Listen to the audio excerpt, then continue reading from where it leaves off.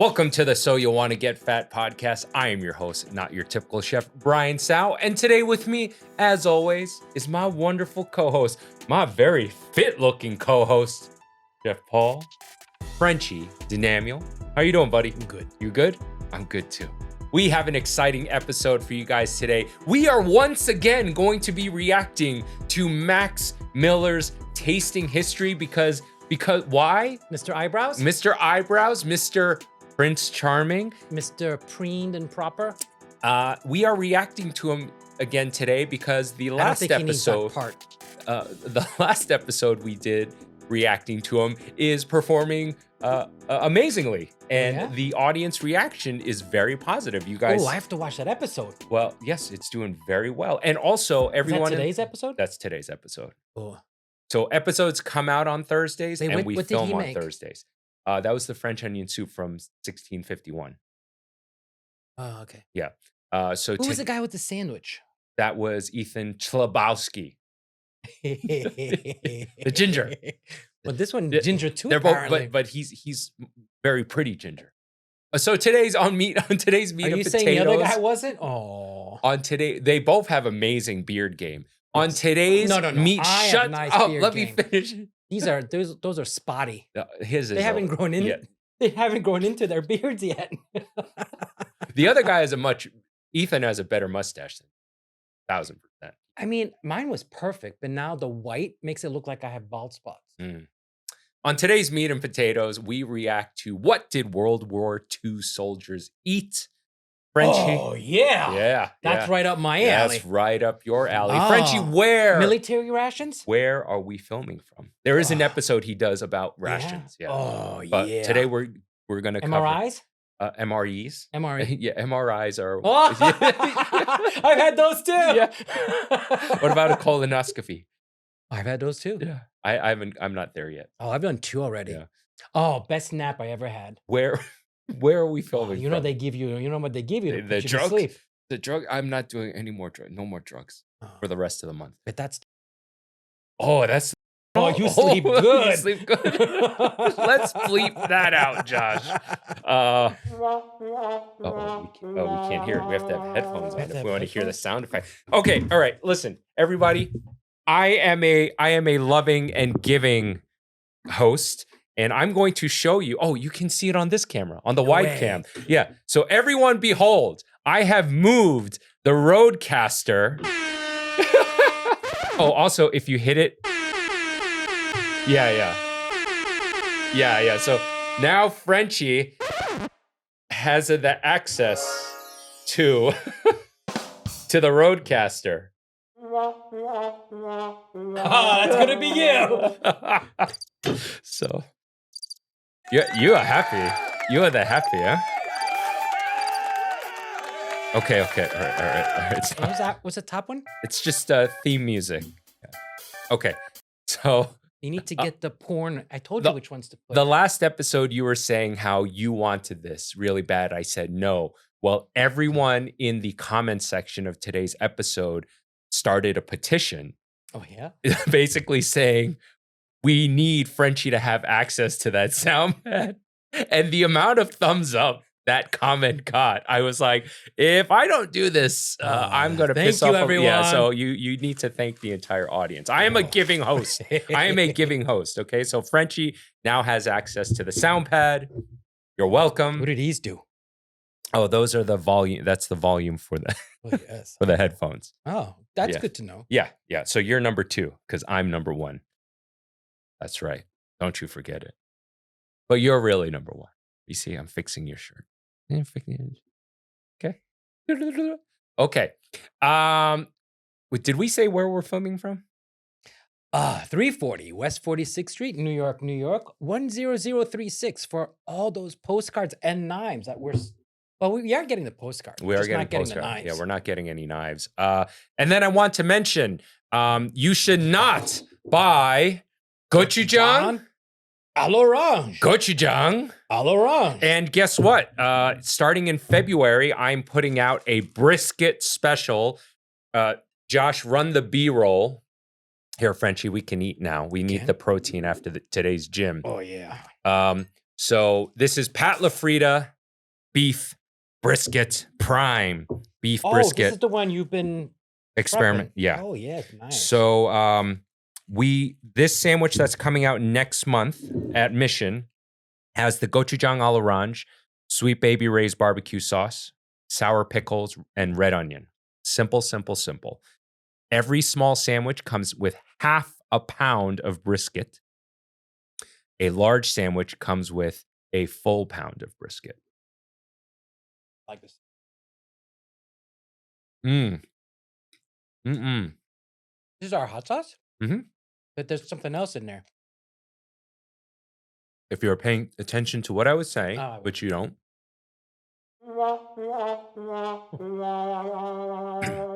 I also added a little bit of sweet baby Ray's barbecue sauce.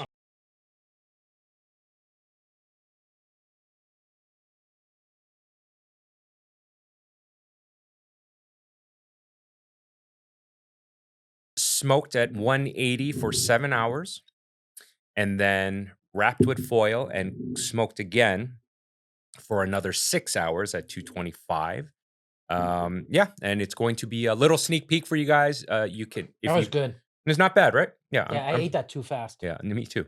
But I was Damn. also hungry as hell. I know, but I'm very proud of the brisket. I had Texas barbecue for the first time did you put mid January. any vinegar into it? No, that's all from our gochujang à l'orange. Wow. Mm-hmm. Yeah. That's really good now. Hey, thank you. Thank you. I think I've been working on that sandwich for a while. Yeah, I had Terry Black's one time and my mind was blown, and I've just been obsessed with smoking brisket since. All right. So the hot sauce is available. Link in the description below. And then I want to mention that this podcast is available for streaming via streaming platforms such as Spotify, Apple Podcasts. So check it out. And if you would be so kind, leave us a review. That would be much appreciated. Wrong sound effect. No, wrong one. I gotta learn them. Can we have little pictures? I was thinking about that, but I don't want to get goo on the pads, you know, when you like put something sticky. What about a sideboard? Why don't you just memorize it? Okay. Or if you weren't so old and your eyesight was better, you can read that. Oh, oh wait, it is there. Yeah, oh, it is there. Okay, cool. And let's see. My band, Lost Becomes, we are putting out a new record January 21st, available everywhere where you stream music. The day of, the link to pre-order our vinyl will be available. And then Lost Becomes is going to be playing live our album release party on Long Island at Amityville Music Hall, January 25th, Saturday. We will be opening direct support for Moontooth. Definitely check it out. Link in the description below. And then we doing this guy now? We're doing this guy now. Okay, let's follow into his dreamy blue eyes. Yes. Oh, so people in the comments are loving that we reacted to Max Miller. Did you know that he factually was Prince Charming at Disneyland? I could see it. Yeah, I could see it easily. He's fucking stunning. So we're gonna have to call him that? Huh? Yeah, no, he's Prince. He's Prince Charming. He's not Max. Hello, Prince Charming. Hello. Hey. All right. You ready, buddy? I'm ready. All right. Few things improve troop morale better than a hot meal, even if the name of that hot meal kind of sucks. Like this favorite frontline breakfast from World War II, creamed dried beef on toast, beef. better known as shit on a shingle. So thank you to my Patreon patrons for constantly supporting this channel, especially on videos. But shit on a shingle, I've had that many a time. Oh yeah? Where? Oh yeah, upstate usually. I had chipped beef in South New Jersey by my dad's farm. That was my first time having chipped beef. That's a diner staple. Like this, that'll probably get demonetized because I keep saying shit on a shingle. This time on Tasting History.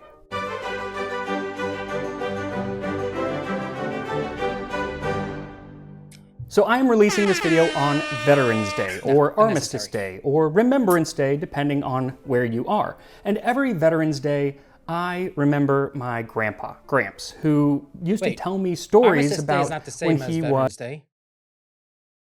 Is it not? No, Armistice is No, okay, Oh. don't get me started because Do- if we're doing history, Do you want me to Google it? no, I know what it Oh, is. Okay. Okay.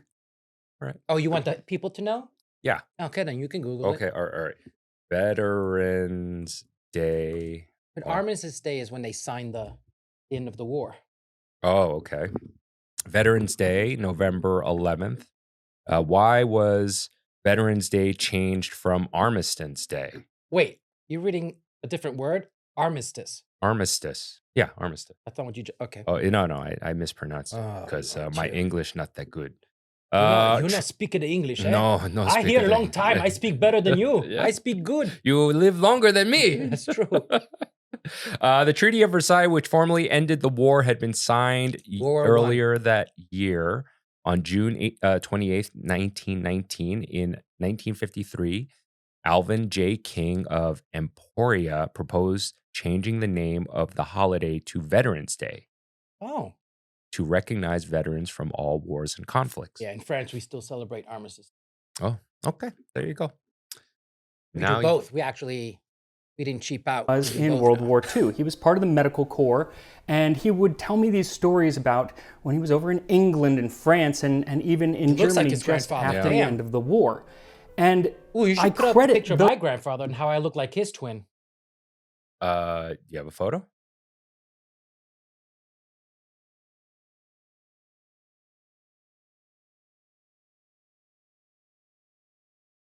Well, keep going. I'll find it. Okay.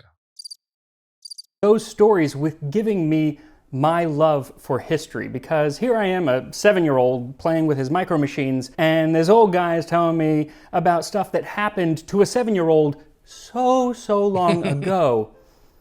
But the way that he told the stories was so engaging and made it so personal. Oh yeah, this photo. Holy shit. Yeah, you do look like this dude. Everybody. That is Frenchy's granddad. Holy shit. Yeah. Spitting image. I actually, I was It's me. entranced, and I just I'm the loved him. I couldn't Highlander. There can be only one. get enough. And so I guess you can kind of say that the reason that tasting history is a thing is because of those stories that my veteran gramps look. used to tell me. He put And the so I figure helmet in what the better way canteen. to honor my grandpa here on this Veterans Day than to make a dish that he might have eaten when he was in the military, even if he very purposefully left it out of the stories he was telling his 7-year-old grandson. Because there was no You know way my why, grandpa would ever say the phrase The American on a helmet shingle. stayed Or the is the rest same and never adapted to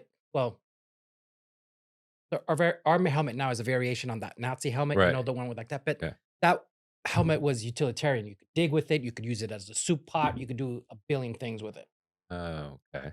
Oh, I did not know that. The old German ones, that's why they had the spike, because they could put it into the ground. Oh, no shit. Really? Yeah, and you could wash your hands in it. You could do a ton of things. Oh shit. Very interesting. The more you know. Da-na-na-na. No, we don't have that sound. Oh, no. Not yet. Recipe from the U.S. War Department in 1944 called it creamed dried beef, which for Chick 6 beef. gallons called for 7 pounds of dried beef, a pound of fat melted, flour, evaporated milk, water, and pepper. Separate beef So into all small those pieces, items mix were melted shelf fat and flour, stable. stir until That's smooth. why- Mix Right. milk But all of this was shelf stable. Right. Dried beef, fat. Yeah, You know, fat, so it was flour. probably the fat was probably More than shelf stable. They had long expiration dates. right. Flour, milk, evaporated milk. Yeah, they were very specific. Evaporated milk, water. Yeah. Milk and water, heat. Add gradually to flour mixture, stirring constantly. Add chipped beef and pepper. Heat to boiling point, reduce heat, and That's the simmer first mention about of 10 chipped minutes. beef. Note, serve hot over toast. Now obviously, since this makes 6 gallons or 100 servings, I'm going to make a reduced quantity today. But I do think it's really interesting how they give the quantities in the original recipe. Besides pounds and gallons, they also measure in number 56 dippers. Like 1 pound of fat would be a half number 56 dipper, because you wouldn't often have a scale on hand when you were out in the field, but you would probably have the standard quart-sized number 56 Wow. dipper. And the writing on the So- dipper was so so the recipes standard were that you could volume, use it not to make weight. measurements as well. Another book specifies 1 cup of Yeah. liquid So comes for to the everyone, not generally. factually, measuring recipes by weight will always be more precise. accurate, much more precise. All the biggest manufacturers do it by weight. Jacques Torres has, remember he was saying he has specially designed scales, you know, that like when he measures flour and stuff like that, it goes straight from a machine into this scale. Because it's consistent, yeah. you can measure by volume at that point. Huh? What? Okay, so flour, Yeah. all flours don't weigh the same, Right. right? Yeah. And then, but he's consistently, the process of getting the flour to his recipe is consistent. So the weighing of it is going to be consistent. Yeah. You brought up volume though. All right, I get what you mean. Because weight is more precise than volume. Right. But you're describing volume measurement.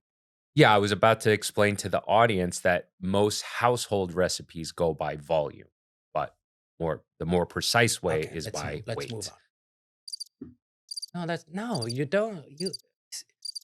I'm gonna have to. Top of the date figure, 2 cups to the top of the manufacturer's letter, and 3 cups of liquid will come to the top of the US letters. I, of course, have no dipper, and I'm not making 6 gallons worth. So for a smaller portion, what you'll need is just over half a pound or 250 grams of chip. Punched into the metal, so I'm pretty sure on the other side you can. Oh, look at you being smart. Beef. So this is chipped beef or dried beef, and they come now in these little jars. You'll need 4 for this recipe. And it's basically ground, very salted beef that is then pressed into a form, dried, and then sliced very thinly. And when you open it, kind of reminds me of the smell of a can of dog food when you open it, but that smell goes away, kind of. But it's all wrapped up like this, and they kind of remind me of Pringles. Yeah, so this is what you need for this recipe. It's then 2 tablespoons like or 30 grams of fat. Yeah. This recipe is not specific in what kind of fat, but in the cook's manual from 1910, which may be the earliest recipe for this dish, it says butter is preferred.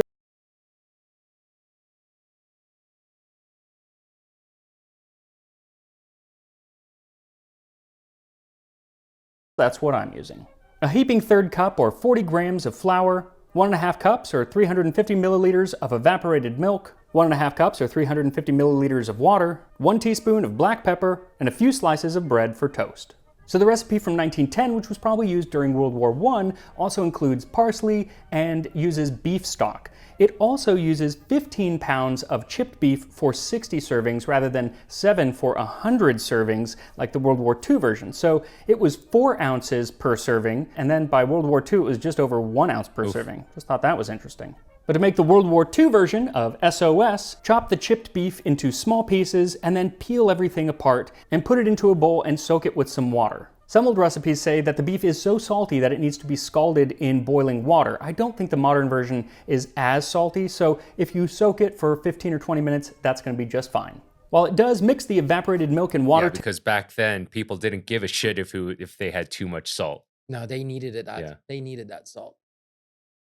Together and heat it over low heat. Then separately melt the butter over low heat in a pot and add the flour and whisk together. Exactly what Let it cook for about a minute, then slowly pour in the hot milk mixture. You want to constantly a very common way to thicken up any liquid is with a roux, which is a mixture of butter and flour. That's exactly what he did. Made a roux, now putting the liquid into it. That one. That one. Oh, crickets. Yeah. And he's essentially making a bechamel. Yeah. Yeah. Bechamel is one of the mother sauces. It's the white sauce, the white variant. Stirring and let it cook for 3 or 4 minutes while it thickens. Then whisk in the pepper, then finally add the chipped beef. Then bring the pot to a boil and then turn the heat down so it just simmers for about 10 minutes, and it'll thicken up even more during that time. Now, one of the things that actually inspired me to do a video for Veterans Day was a conversation that I was having with an old friend that I used to know in New York who now runs a website called veteranlife.com. The site is dedicated to providing veterans and military families with different resources and benefits that they might not. What's up? I need to reach out to them. Yeah. And just so you know, both Frenchy and I support our veterans, 1000%. Oh, some a little more than others. I do a lot of the, I do a lot of the veterans. Oh, it's not a contest. I'm sorry. Not a contest. Not otherwise know of. And it actually also has a lot of wonderful things for civilians, because I am about as civilian as you can get, and yet I spent time on this site because they have a whole area of military history. I read a wonderful story about the Navy's ice cream barges from World War II. They were basically giant floating refrigerators in the Pacific that provided ice cream to the sailors. Fuck yeah. And I think that is going to have to be the topic for a video God, in the future. that would be a fucking sick trip, you know? I would love to visit that. What? The fucking ship, the ice cream Of course ship. you would. But then, okay, that's good for like 10 minutes. And then what do you do? No, you walk around. It's just ice cream. It's amazing. It's a big You refrigerator. see the vanilla ice cream? You see the strawberry ice I cream? want to You push see this the- button. For now, let's talk about the men who would have been making that ice cream, or more specifically, on a shingle. I love this show. I like this show So more whenever and more. discussing a topic as And- large and as you know what? American military cooking during... You're absolutely right. His eyebrows are fucking immaculate. They're perfect. People. I had an ex tell me once I need to get my. They're only eyebrows second done, to his perfect white teeth. Yeah. Yes, you're right. He is Prince Charming. And deep blue eyes. Yeah. Yeah. Every time he smiles, it should go ding. People in the comments section also wanted me to let you know that he does have a boyfriend, so he's taken. Can't. He's the gay. He's the. Not fucking obvious. Oh no. Oh, okay. I thought maybe he was French. Oh. That's my Italian World War side II, saying that. There are so many variables and situations that there are going to be exceptions to. 43%. My French and my Italian side, they keep fighting each other. But then the Irish part comes in and That's like my Korean and Chinese sides, Like there are some old school Chinese and Koreans when they hear you're both, they're like, both? Why? Who would do this? Yeah, who would mix the bloodlines? Why would dog fuck cats? This not happen. This is not possible. Oh. That was Everything Marcel, and everyone. exceptions to the exceptions. There was fighting going on all over the world, and there were different levels of World War! preparedness at any given time, so even the military's best laid plans often went awry. But in general, this is what things should have been like if you were cooking in a field kitchen. Typically, each company of about 150 to 200 men would have their own field kitchen with maybe a half a dozen cooks. With some help, they could set up the entire kitchen in under 30 minutes. Sick. The goal was to have the kitchen close to the men that they were feeding, but depending on a lot of things, terrain, the proximity to the enemy, sometimes they could be 100 yards back or 10 miles back. The nice thing about being further back is then they could often team up with 3 or 4 other kitchens. I mean, aside from the obvious, providing sustenance and keeping the soldiers going, but also morale. No, absolutely. Kitchens to become a battalion-sized kitchen. Also being further back meant that they would be less likely to be the target of enemy fire, so that they could maybe do some cooking during the day, because if they were too close, then all the cooking had to be done before sunup and after sundown. Now the kitchen could be anywhere from a nearby building to a... No. You saw your relative? What? Oh, I thought he looked a little bit like Patton. Oh. Patton. Who's Patton? I know who Patton is. Let the audience know. Best general to ever live. Before sunup and after sundown. Now the kitchen could be anywhere from a nearby building to a tent to the back of a truck, but they all had the same equipment. Most important was the gasoline-powered M1937 range stove. It was very versatile and could perform all of the functions of any stovetop and oven in a normal kitchen. They were, of course, rather compact, but usually a company had 2 or 3 that they could work with. And one training video from World War II said, If you lose your oven, take a couple of barrels, cover them with clay, and bake your bread. Now, some of the other equipment included large immersion heaters that could heat up a barrel or even a huge tub of water rather quickly that could be used then for cleaning dishes immersion or heater. for making Very food. cool. Yeah, so they had like one of those metal trash bins, filled it with water and just put an submerged. electrode. Yeah, very cool. I used to have that. And for I taking remember a in the hot 70s bath. heating up a cup of coffee that way. Oh, really? Yeah. They don't sell those now. Nope. No. Preferably using new water. And speaking of water, when it came to drinking water, it needed to be purified and then was kept in a Lister bag. This was meant to distribute purified water for up to 100 men. Then there were Mermite cans. These were insulated containers, usually 7 gallons, and meant to hold 3 or 4 inserts. Like a giant thermos, they kept things hot or cold and were often used when the kitchen was far from the front line. Food could be prepared at the kitchen and then put into the containers, into the Mermite can, put on a truck, and brought to the front line to serve the men. But if you were doing this, you really wanted to pay attention to which Mermite can you took, because some were labeled with ETO blood bank, with blood meant for transfusions given near the front lines. Mixing those up would be a mistake you would not make twice. But assuming that you got the right can, what kind of meals are you loading them with? Did you see the amount of well, blood? officially, Yeah, you that's have very crazy. little That's insane. say in it. Especially starting around World War II, there was a big push to make sure that the troops were getting enough of the right minerals and vitamins. And so dishes and entire menus were created by nutritionists back in Washington. And in one video from 1943 about the nutrition program, they talk about how While we were feeding them vitamins and this, Hitler was feeding them speed and cocaine and Aren't there a ton of videos of Hitler like fucking tripping oh yeah, out? he's tripping balls. Yeah, tripping balls, But right? they were on speed, man. Yeah. And coke and everything, man. And they like when they did the Blitzkrieg, they weren't sleeping for days. They were just going at it. Oof.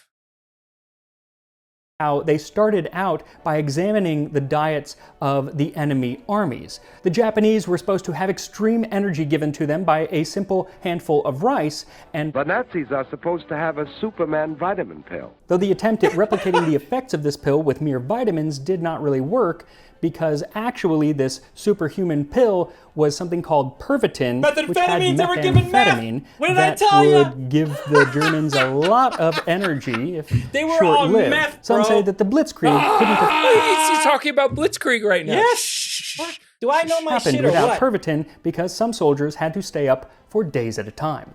But while vitamin B might have not replicated the effects of Pervitin, the military did put together a Can you top-notch imagine if diet plan ours- for the cooks. First of all, our soldiers were better trained and everything. Had they been given meth too? Can you imagine? Yeah. Yeah. Can you imagine? We wouldn't have stopped at Berlin.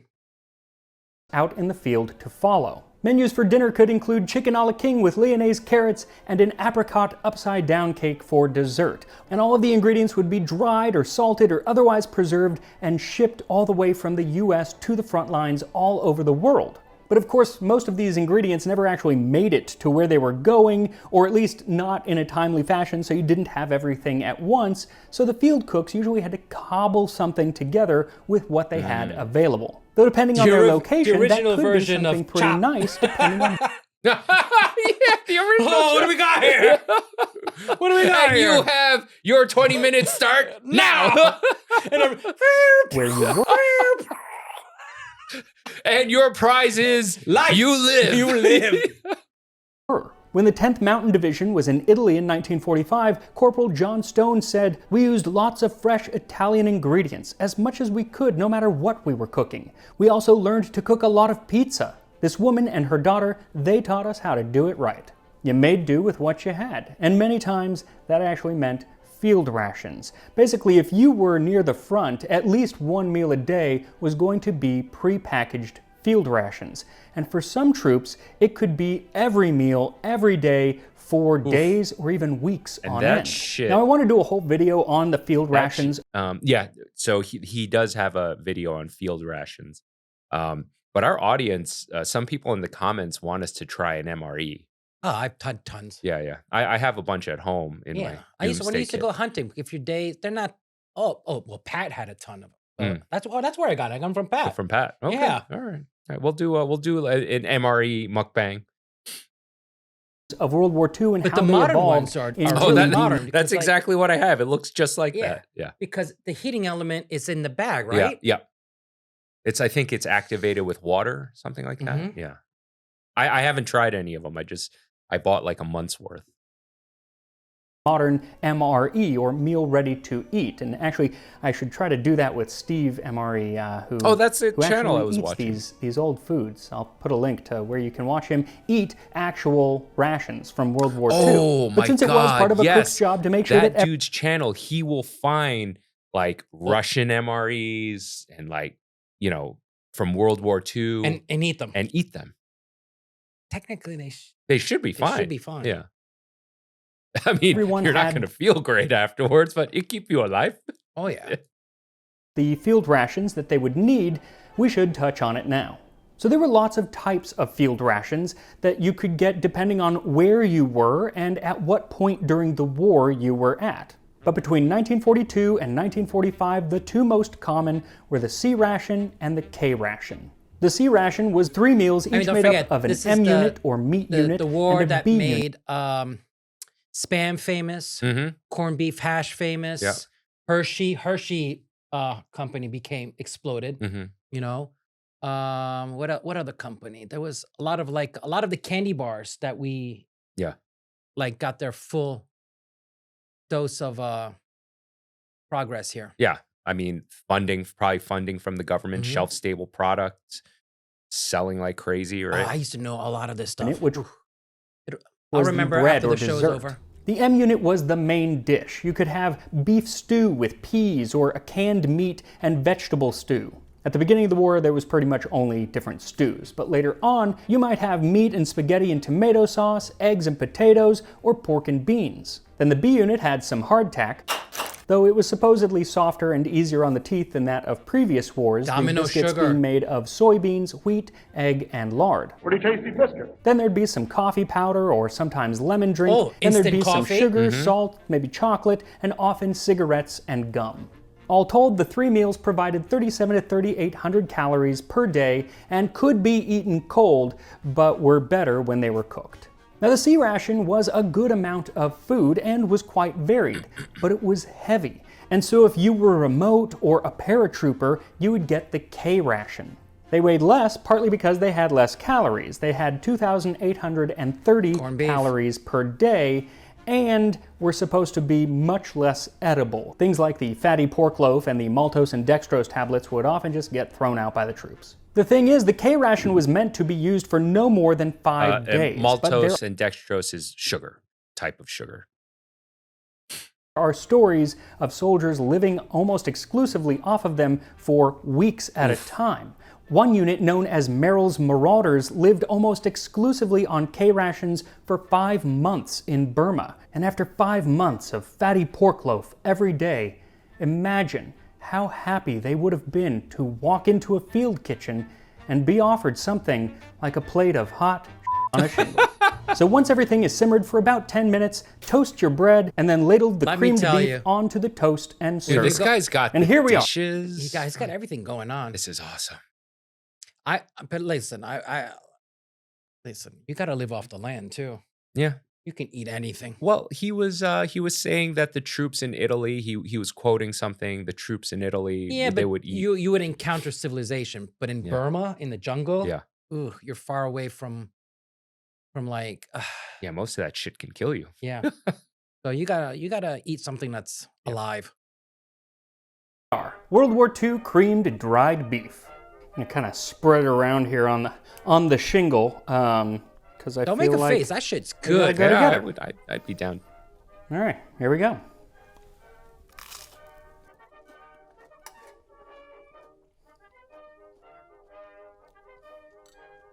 Oh, not bad. Yeah. It's great. All right, It's probably that beef. it needs the shingle.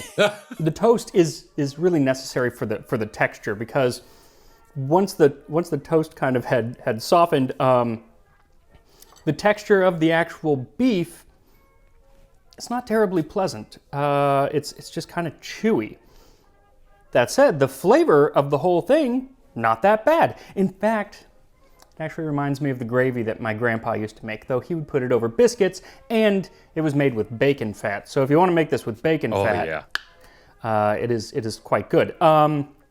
That said, the flavor is good. It could use more spice, probably, some more pepper. I mean, it's a pretty small amount of pepper for that quantity that they to used. That recipe is so like you could add more the pepper. crumbled sausage over biscuits. Yeah, for sure. You know what I mean? For sure.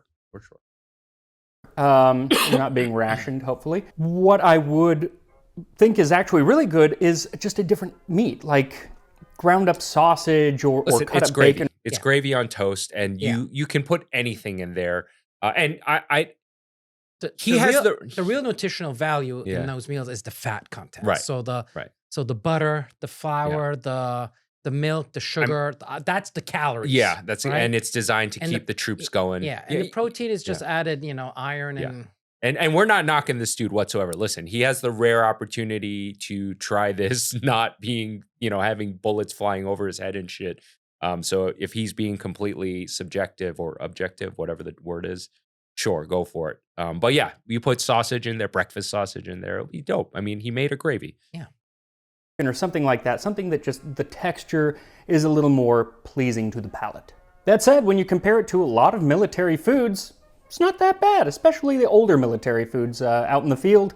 This one, I could see looking forward to it. Yeah. Anyway, if you are a veteran or in the military or a part of a military family, or all right, pretty dope, huh? So when I did a few days on the USS Bataan, which is a nuclear-powered aircraft carrier that opens up. It's the one that delivers those huge hovercrafts onto the beach, and they're like huge payloads. Like the whole ship opens up, and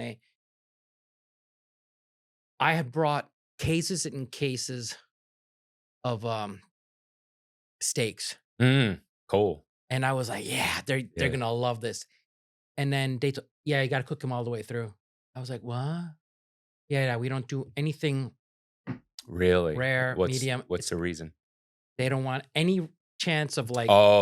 Not anybody getting sick. Right. So you're eating. Well, they're on a ship. They have nowhere to fucking go, right? So and so disease spreads fast. I was like, wah, wah, wah, wah. If I known, I would have made like beef bourguignon. Right. Yeah, yeah, for sure. And though even the ovens are nuclear powered. Wow. So you go 500. It's 500. It's like instantaneous. Hell yeah, that's cool. I got to race.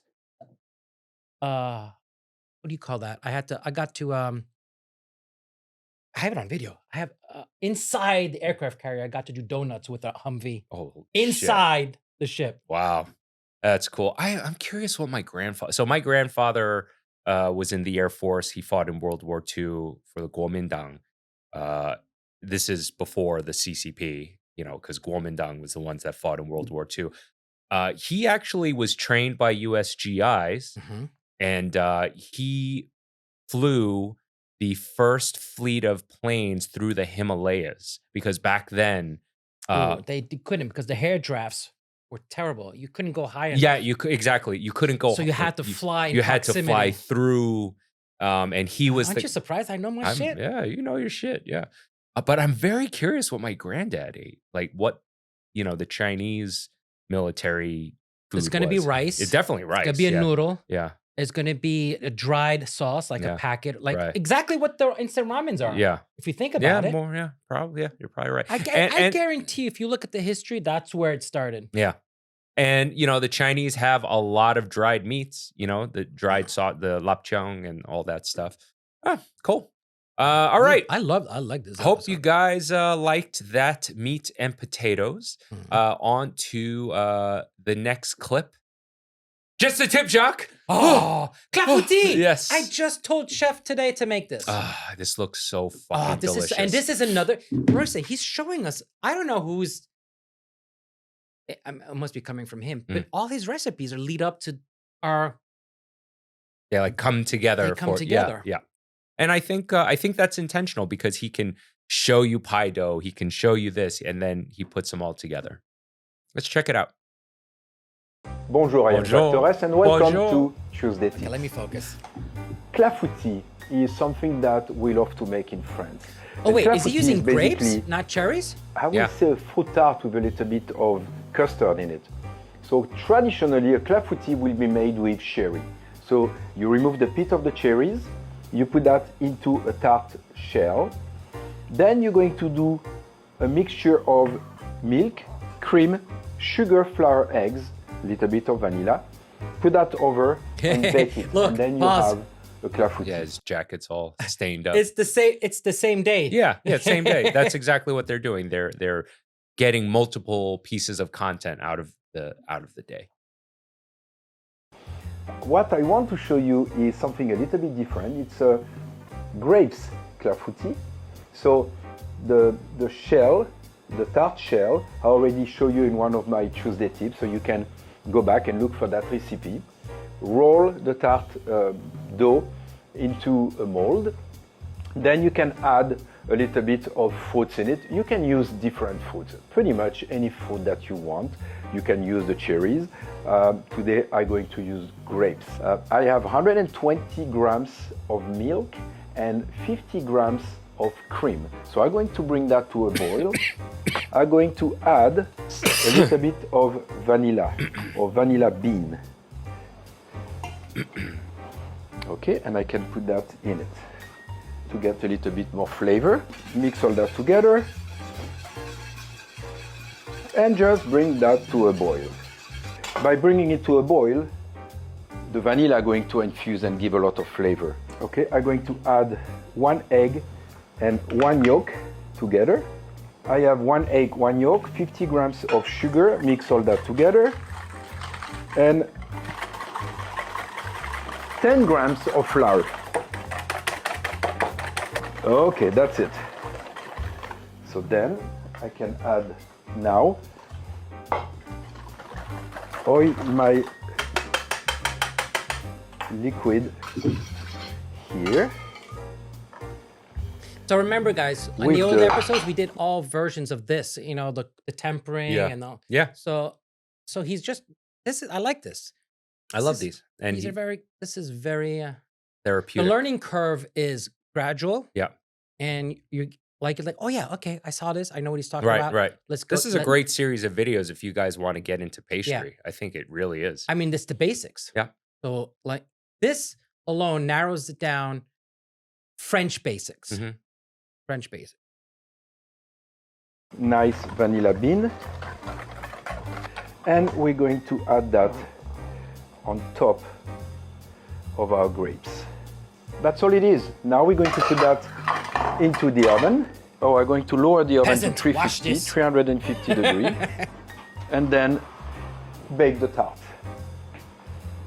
Okay, so my clafoutis, my grape clafoutis just came out of the oven, and I think you can see how juicy it is. Juicy. The batter is nice and soft. I think that's going to be really delicious. You can put a little bit of powdered sugar, serve it with ice cream, crème anglaise, you know, whatever, or even whipped cream. Whipped cream will work very well. He showed we nothing that he's, according to him, we're not unfamiliar with. Right. If you've been following through. Like he's done this a few times. You think so? So I'm pretty sure you're going to love that. I hope that helped. Oh, Jacques. He's our second Prince Charming. He is our second Prince Charming. All right. Moving on. Let's see. Let's go on to the not so current news. Ding. Ding.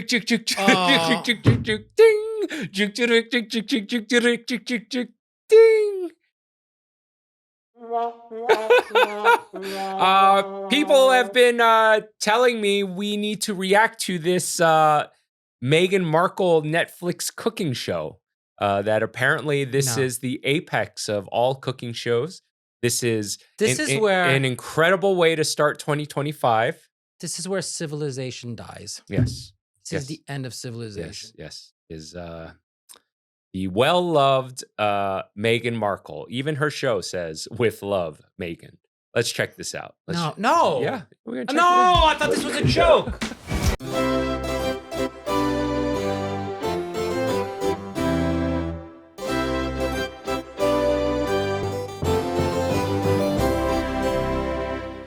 All right. There's going to be a huge pushback on this. Oh, yeah, for sure. I think there already is because people are sending this to me and saying we got to check this out. And no, thank you. This is This is the regurgitated. This is the pinnacle of civilization. This is Now the- this is it. This is the end. This is the regurgitated shit from Food Network right before social media became a thing. Yeah. You're not good at this either. no. So let me. It's fine. Yeah, that it looks like it looks very inauthentic, very forced. Listen, I mean, production value is through the well, roof. yeah, production value is fucking amazing. I would like these. Yes, but it does seem very forced. It seems like she's trying to just get people to be like, yeah, Megan's one of us. She's like us. No. But you're not. You're not. All right. Yeah. I couldn't give a shit. What's his name again? Prince Harry. Harry. Prince Harry. Dude, he must be in. You think he's going? Oh man, For sure. I'm in it now. I All can't. Well, Not so current news. Justin Trudeau has resigned as Prime Minister of Canada. na na na na na na na. Hey, goodbye. Okay, I know a lot of people are happy about that. Moving on. Over 80% of Canadians are happy about it. This sucks. Vote of no confidence. Over 80%.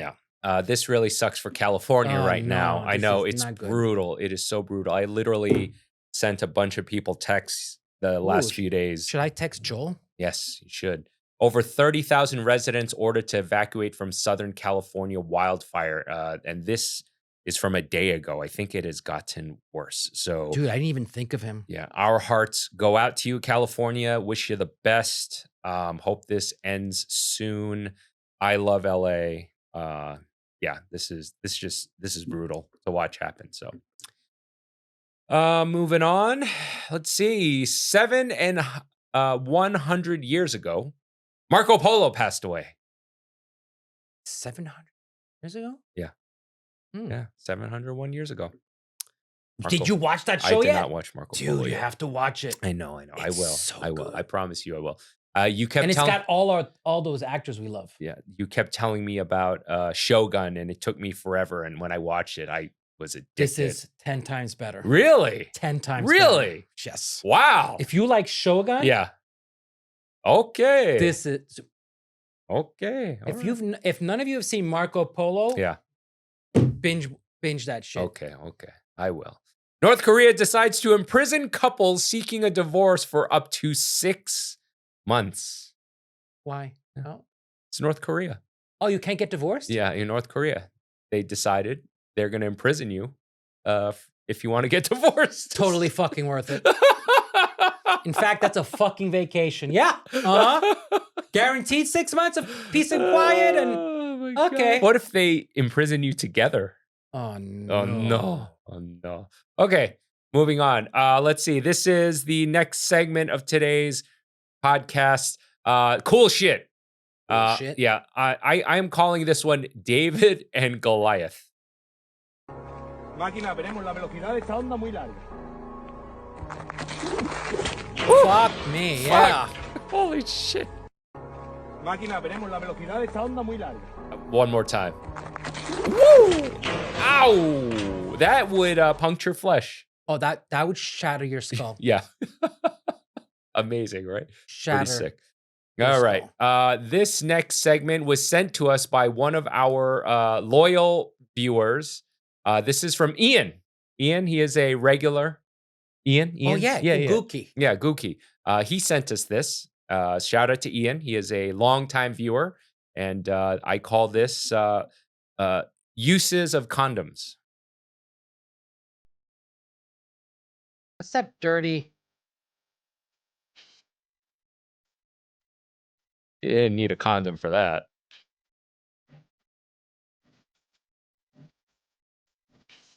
Okay, that's actually not bad. That's a pretty good idea. Okay. Don't get the lubricated ones. Yeah, yeah. Okay, what's this?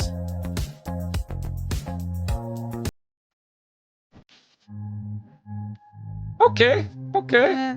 All right, all right. All right. Let's see, what's... What's going on? Oh, this one you need the lubricated This one you need the lube. Yeah.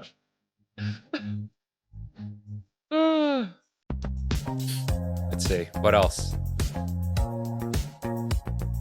Huh? No. Oh, I wasn't going there with that. Neither was I. Okay, all right. I like that, Ian. Thank you for sharing that with us. Okay, here is some more. Well, this one I think should be just titled "Dumb Shit." But Dumb shit. yeah. Okay. Normal sprinting. Backward sprinting.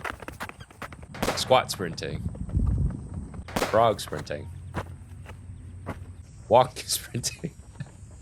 Oh, I hate walkers. Those speed walkers. Yeah, speed walkers. Yeah, I just want to slap them. Wait, what was Stationary sprinting.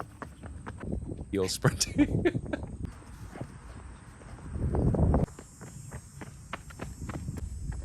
Oh, skipping is actually. I like skip. What is this one? Jumping jacks. This is tiring. I'm getting tired watching this.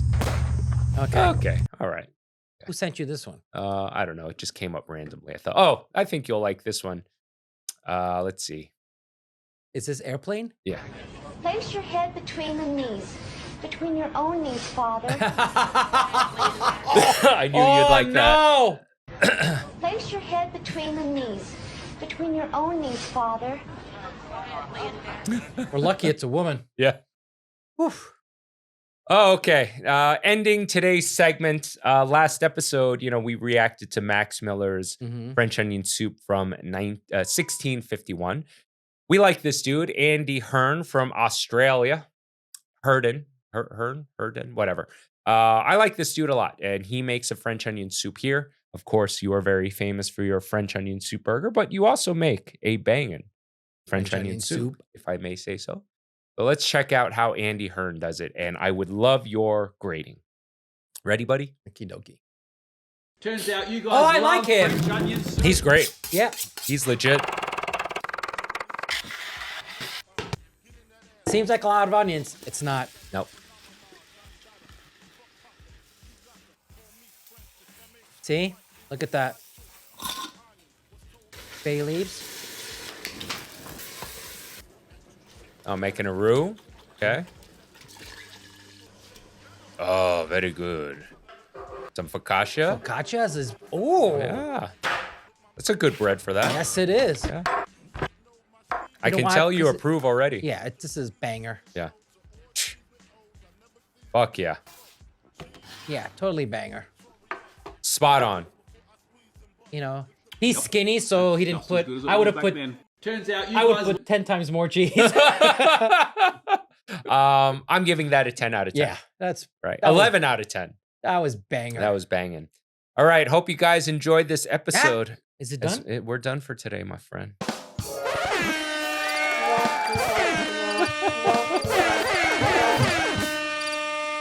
Hope you guys enjoyed this episode as much as we did making it. And remember, it always gets better. And with that said, I'm Chef Brian Tsao, not your typical chef.